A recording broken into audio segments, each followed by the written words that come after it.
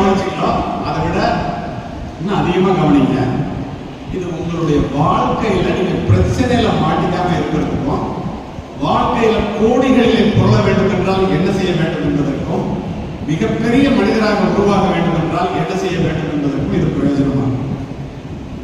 இப்ப நம்ம வாழ்ந்து கொண்டிருக்கின்ற இந்த உலகமும் இனி வாழப்போகின்ற உலகமும் டிஜிட்டல் உலகம், டிஜிட்டல் வேர்ல்ட், இன்டர்நெட் வேர்ல்ட். எந்த விதமான இருவேறு கருத்துக்கும் இடமே இல்லை.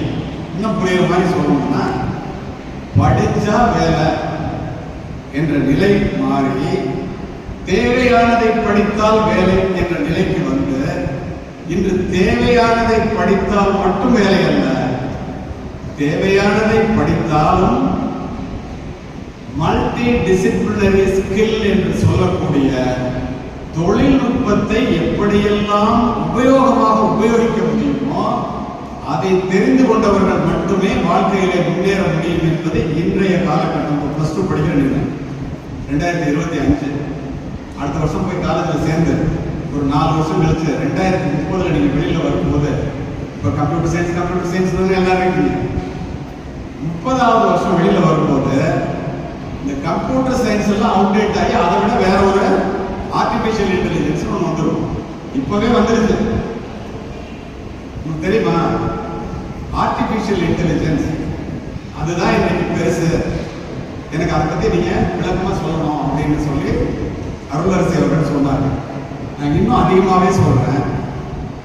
ஆர்டிபிஷியல் இன்டெலிஜென்ஸ் என்ற ஒன்றை நீங்கள் உபயோகப்படுத்த தெரிந்து கொண்டால் மட்டுமே நீ இன்ஜினியரிங் படி, கம்ப்யூட்டர் சயின்ஸ் படி, எலக்ட்ரானிக் அண்ட் கம்யூனிகேஷன் படி, EEE படி, சிவில் படி, மெக்கானிக் படி, என்ன வேணாலும் படி, மெடிக்கல் கூட படி, அதுல இந்த ஆர்டிபிஷியல் இன்டெலிஜென்ஸை எப்படி யூஸ் பண்றோம்னு நீ தெரிஞ்சுக்கலன்னா உன்னுடைய படிப்புக்கு வேலை இல்லை. நம்புறீங்களா? அது என்ன அப்படி? இந்த ஆர்டிபிஷியல் இன்டெலிஜென்ஸ் என்ன செய்யும்? ஏன் அது படிக்கலைன்னா, அதை தெரிஞ்சுக்கலன்னா ஆர்டிபிஷியல் இன்டெலிஜென்ஸோட நிக்கல. ஆர்டிபிஷியல் ஜெனரல் இன்டெலிஜென்ஸ் அதுக்கு அடுத்த ஸ்டேஜ், ஆர்டிபிஷியல் சூப்பர் இன்டெலிஜென்ஸ் அதுக்கு அடுத்த ஸ்டேஜ், குவாண்டம் கம்ப்யூட்டர் அதுக்கு அடுத்த ஸ்டேஜ்.